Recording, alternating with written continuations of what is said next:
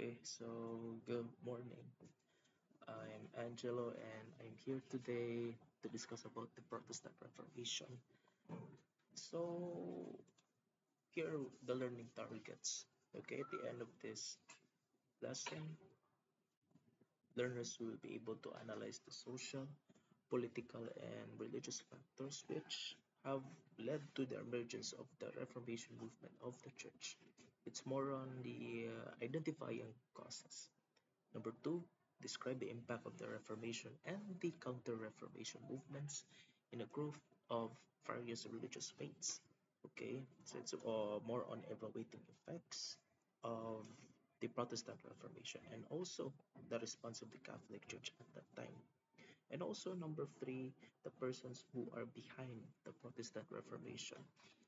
Martin Luther, which we know that he is the one who sparked the Protestant Reformation, despite that there were other reformists before him, like John Wycliffe, John Hus, which even led to various battles later on, in which we'll discuss about, like for example, the Hussite Wars. Okay, John Calvin, in which we'll be discussing more about the doctrines held under his faith called Calvinism. The five solas we have also grace alone, Christ alone, to God be the glory alone, and also the doctrine of predestination, and also King Henry VIII. Okay, one of the Tudor kings, no, in which he was the king of England. Okay, after he was one of the kings who even decided to break away from the church. No, after he had an his annulment, no, was denied by the Pope. Now, number four, five, and six, no. So it's more onto number two, okay. Five and six is very important, especially when we get to know the context of history of this particular part in history, especially with the causes that lead to it, the factors that enable the spread of ideas. This was at the time when the printing press was still famous, no? This actually uh, changed the way ideas were spread, no? Because before, no, but if you want to have a copy of the book, you need to copy it by hand. Okay, imagine the hassle that comes along with that. Now, many from the known Protestant sector, if you can still recall this Brother Eli Soriano's Ang Dating Daan movement or Iglesia ni Cristo, not Cristo, but Iglesia ni Cristo, Seventh-day Adventist, and various other born again churches like the CCF, Living Word, which I come from. What else? Oneness Pentecostal, Episcopalian, Christian, uh, Lutheran, it could also be. They are all under one common denominator. It's Protestant. Okay, it's also very common in America right now, even to the point that they come here in the Philippines as missionaries. Just like in my congregation right now, I also have teachers in the Bible school who come from Texas, no, mga Protestants, evangelical Christians, no, they're still under Protestant. Okay, now, common practices of the Protestants, no, if you think that it's different from how Catholics worship, like for example, the worship of graven images. Ang mga Katoliko kay dili man jud na o claim nga according to them they do not see worshiping Mary as a form of idolatry, but the graven images is a reminder for them to be more prayerful. However, the Protestants are different, no? They don't have any graven images. Instead, they worship directly to God. Directly to God. So, walay rebulto ang mga protestante unsa pa man ang nakalahi. There are other faiths that are very particular with the instructions from scripture. Like for example, sa INC, bawal mo kang dinuguan. Pero sa Katoliko, it's fine as long as your faith is in the Lord. Different doctrines, different traditions from all across faiths. I won't say the word congregation, okay? It has a lot of negative connotations. So that answers also number two, okay? If you have friends who are mga Baptist, no, you'll be able to get to know how they worship God, no. Uh, that's one of the essential questions that you have to keep in mind, no. That's just part of the introduction activity, no. Introduction questions, no. Now let's focus on the historical background.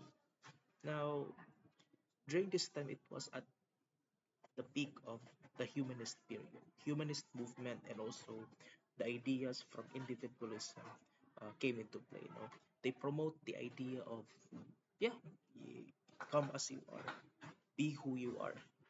Isn't this familiar with today's motivational quotes like at the Atomic Habits na book and some other self-help books that you can think of, like Paulo Coelho, no? Most of those ideas come from the humanist, no? Humanist movements.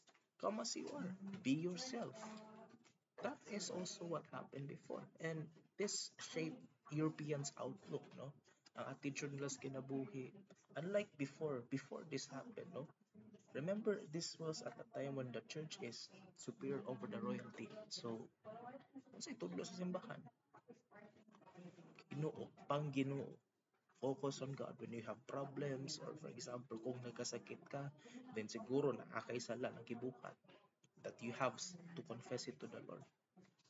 That's what they believed during the medieval times, but this gradually waned when the humanist movements came and emerged.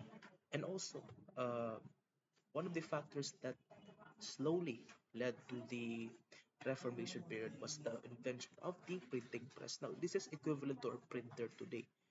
Kung mag-print mo sa HRR ni Sir JJ, printer, di ba? Very useful kay na karon even back then. But it wasn't just your regular printer back then. This enabled to print thousands of copies in a single week in a short duration of time. You know, this changed the way how knowledge is spread, how ideas are spread from one place to another. Now, it gained significant revenue, especially for the traders. No, they're not only trading spices at that time. Ideas are known to be as one of the gems of tools of trade. No, the knowledge that came from the east reached the west, and vice versa. No, through books. Even until today, libro gihapon, apamanta ebook, di ba? Nothing has changed, no, when it comes to the techniques, no, on how to spread idea. But this was at the early stage, no, wherein ideas were spread like never before. Okay. Now here is the causes, no, three causes that uh, of the Protestant Reformation: religious factors, corruption of the church, selling of indulgences, and desire for personal connection with faith and God.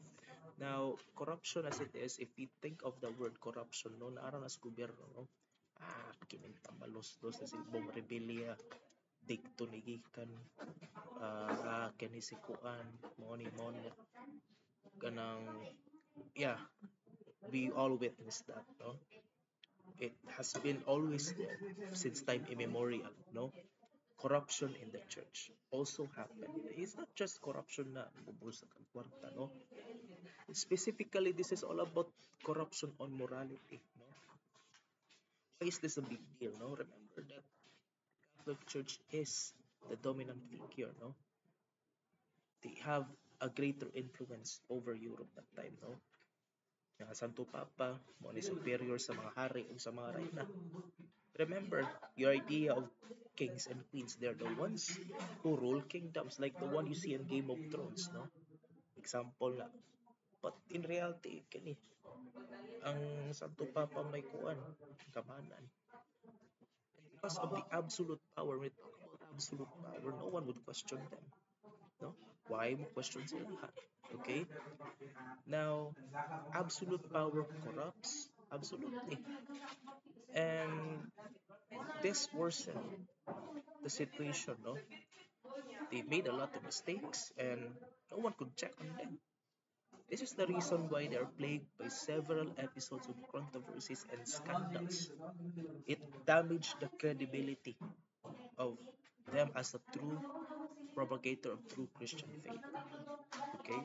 That's what happened. And even after the divide between the Orthodox and the Catholics, no, they faced further challenges like the Cluniac reforms and the lay investiture controversy. Now, when we talk about the Cluniac reforms, no, it's all about stricter regulations on vows as laid by Saint Benedict, especially to those who wanted to become a priest. What is something familiar with them today? Ang mga pare, once they decide to become priest and they're ordained as priest, they cannot marry. That's one of the examples here in these reforms, no? I mean, this also, the stricter regulations along with boundaries between the monarch and the papacy gradually uh, put a stumbling block on the development of the Catholic Church. Okay, now with the decline of the church influence, it gained themselves an upper hand to convert people to their faith. This was also at the time when the first, second, and third crusades, these are military expeditions, and their goal is to claim the Holy Land, which is in Jerusalem. Okay? Now, along the way, pilgrims and the people from Europe, okay, were actually motivated by the kings, by the vassals, by the lords. I mean, the lords are those people who manage vast swaths of land, okay? They invited the townsfolk to join the crusades in exchange for absolutism. Like, absolutism, like what I mean is this, no? Uh, they their sins will be totally be absolved by God if they do join the crusades. Okay? And along the way, they have this side mission which is to convert people back to Christianity. Now, this is more of a religious expedition here. Okay? The crusades. However, during the fourth crusade, it became something different already. They've been tainted by greed, some have been hungry for power. I mean, these participants have these temptations and they give into these things. Greed to accumulate more wealth. Okay, so this is the reason why the Crusades ultimately failed as a result. Okay, imagine they're claiming that they're doing this for the Lord, but the opposite is true. Okay, now when the seat of the papacy was transferred to France, so this is known as the Babylonian captivity. This was at a time when the French popes have a conflict with the Roman authorities. Okay, the difference is not only between the nationalities they have, okay, but with their views on how they manage the church affairs. This affected the lower ranks of the clergy too, just because this member of the clergy is not from Rome. There was a division between them already. No, this, along with all the things I mentioned, the crusades, um, also with the reforms, lay in political controversy, and gradually deteriorated the influence of the church, and even leading up to this moment when Martin Luther hammered the 95 Theses. Now, what are indulgences? Okay, now if you're familiar with these things, no, like when you play Warhammer 40k, like the seal purification.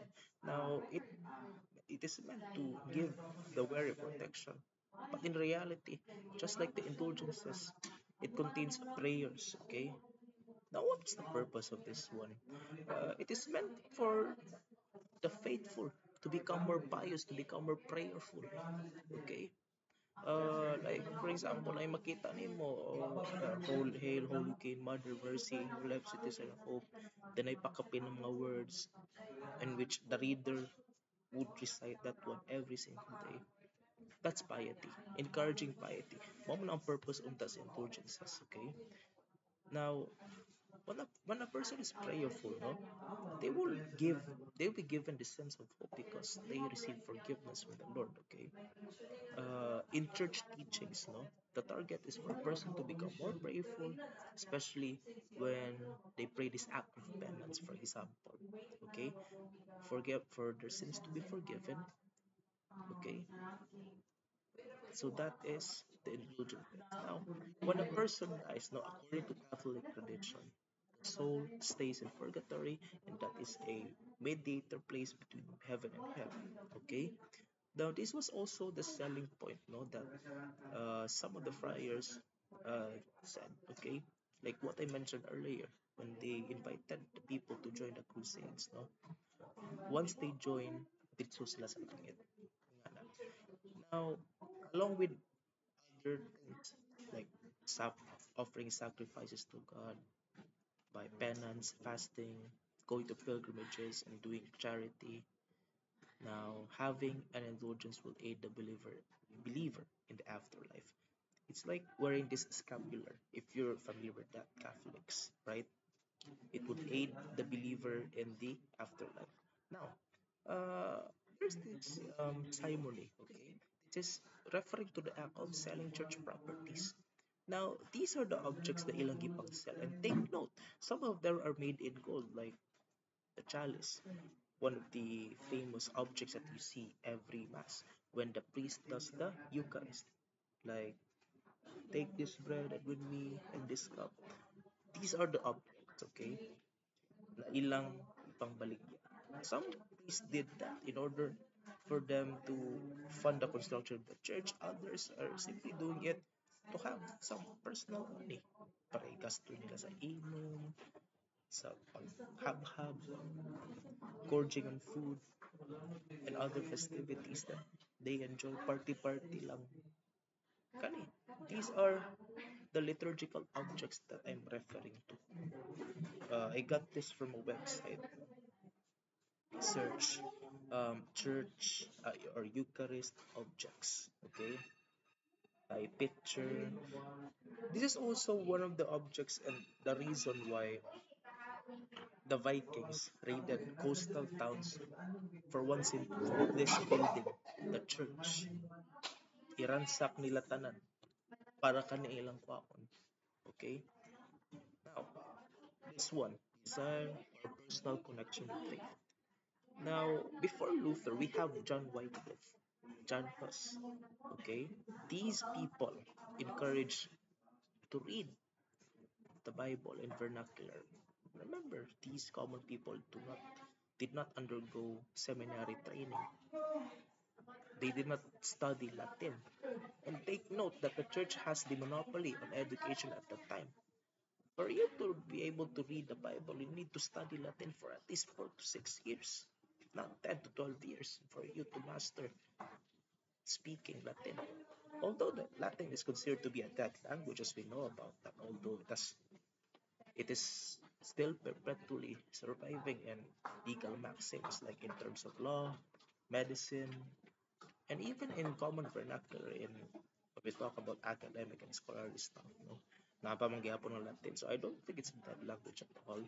But before then, back then, no, in during the times leading to Reformation, no, the Bible is translated in Latin. And who were those who translated the Bible? Those were members of the clergy, like Wycliffe. Mga pare gihapon na nag-translate ana. Now, what was their desire to translate the Bible to the vernacular? It's very simple. They wanted to see to it that the gospel would be open up to the eyes of the people. And through their works, it happened. If it weren't for Wycliffe, for Luther, and for other reformists, siguro, perhaps, we would still be in the dark day, wondering what is really, what it feels like to be closer to God, to be intimate, to get joyfully, even to the point of suffering joyfully in Christ through Scripture. Remember, they believe in this notion, Scripture alone. Okay, not through the teachings of a church made by human hands, but it's divinely inspired. The Bible is divinely inspired by God. Although ang nagsulat anak ay mga tao, they were just instruments, no? Instrumento na sila. And same as with these people, they're instruments in translating the Bible. Okay? They promote what? Personal faith, sola fide, faith alone, and grace in the five solas. That's what we call sola gratia, grace alone, for salvation. To God be the glory alone. Okay? Not like what I mentioned earlier, not church meditated sacraments or indulgences. It's made by tradition. It's made by human. Humans made culture, and culture comes for tradition. It follows. Okay? So, gikan gyapon sa Ginoo, no? Personal faith, personal connection. Okay? Now, and the reformists encourage individuals to interpret religious texts and challenge the church authority. Okay? So that's what they did, no? Now, this is for chunk one, by the way. Now, these are the following questions. I want you to write it in one full sheet of paper. Now, what are the factors that greatly contributed to the Protestant Reformation? Number two, how did the church lose its credibility as a sole propagator of the faith? Number three, how did the printing press greatly contributed to the spread of reformist ideas later on? And number four, enumerate factors that affected the decline of the church influence across Europe. And number five, how did worldly affairs did affect the way communists of the faith see the church? Stay tuned for chunk number two, and may the Lord be with you all. Okay?